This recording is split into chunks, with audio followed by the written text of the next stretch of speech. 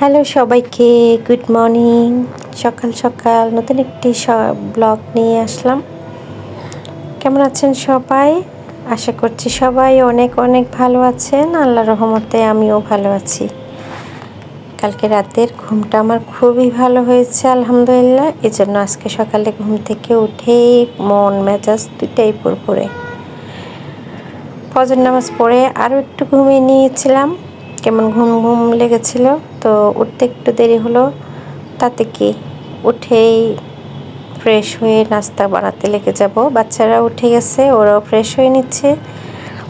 বলেছি ফ্রেশ হয়ে তোমরা পড়ার টেবিলে বসে যাও, আম্মু নাস্তা বানিয়ে তোমাদেরকে ডাক দিব। মা তো মায়ের অনেক দায়িত্ব। রাত্রে প্ল্যান করে রেখেছিলাম আমার কি আজকে নাস্তায় ওদেরকে দিব।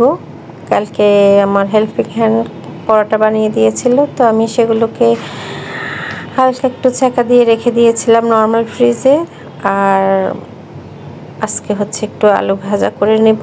আর কালকে রাতের একটু লেফটওভার খাবার আছে তরকারি, সেটা হলো পনির রান্না করেছিলাম। পনির দিয়ে ক্যাপসিকাম, টমেটো আর একটু আলু দিয়ে সুন্দর করে একটি মশলাদার তরকারি রান্না করেছিলাম, সেটা একটু আছে, সেটা দিয়েও খাওয়া যাবে পরোটা।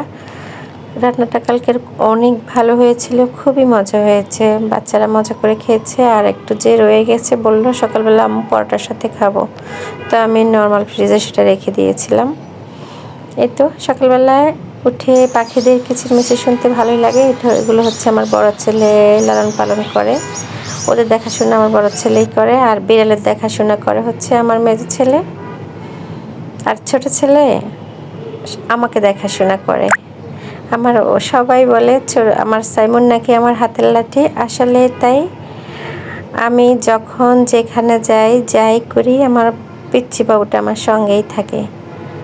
তো মাঝে মাঝে দুষ্টুমি করে সবাই বলে যে আমার সাদমানের তো বিড়াল আছে, শাহরিয়ার তো পাখি আছে, তোমার কি আছে? তখন আমি বলি যে সাইমনের হচ্ছে ছোট্ট একটি মেয়ে আছে, সেটা হলাম আমি। তো ওরা তখন হাসাহাসি করে। যাই হোক, অনেক গল্প করলাম, চলে আসলাম রান্নাঘরে। আলু আমি কুচি করে নিয়েছি, কুচি করে ধুয়ে নিয়েছি। আলুর সাথে একটা গাজরও দিয়েছি। আমার কাছে কালারফুল হলে সবজি খেতে ভালো লাগে। আজকে আলুটা খুবই ঝরঝরা করে ভাজি করব পরোটার সাথে। আমি একটু আলু ভাজা দিয়ে পরোটা পছন্দ করি। আর কালকে রাত্রে যে পনির রান্না করা আছে সেটা হচ্ছে চিলি পনির, সেটা হচ্ছে বাচ্চারা খাবে, যেহেতু ওদের কাছে খুব ভালো লেগেছে। তো পরোটা চুলায় দিয়ে দিয়েছি, পরোটাটা একটু ঢাকনা দিয়ে নিয়ে ভাজতেছি, কারণ নর্মাল ফ্রিজ থেকে বের করেছি তো একটু ঠান্ডা, তো রুম টেম্পারেচার হলে ঢাকনা দেওয়া লাগতো না। এখন ঢাকনাটা দিচ্ছি যেন তাড়াতাড়ি হয়ে যায় আর কি ভাজা। একটু দেরি করলেই অনেক কাজে দেরি হয়ে যায়। যাই হোক, তারপরে কিছু খাবার যখন ফ্রোজেন করা আছে এজন্য আজকে আর ঝামেলাটা পোহাতে হলো না।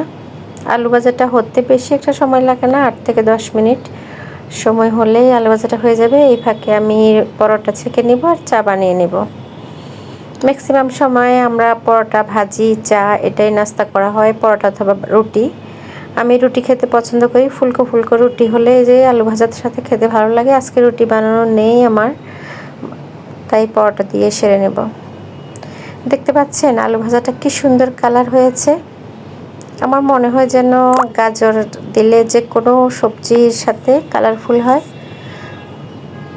দেখুন না, সব জায়গায় আমি গাজর ইউজ করি, আমার ছেলেরা হাসে, তো তখন আমি বলি যে আব্বু সব সবজি খাওয়া শরীরের জন্য ভালো, কত রকমের পুষ্টি আছে এই তরকারিতে, তোমরা বুঝতে পারো? কি বলবো, বাচ্চাদেরকে মানে পুষ্টিকর খাবার খাওয়াতে গিয়ে কত যে গল্প গুজব করে খাওয়াতে হয়, কি বলবো।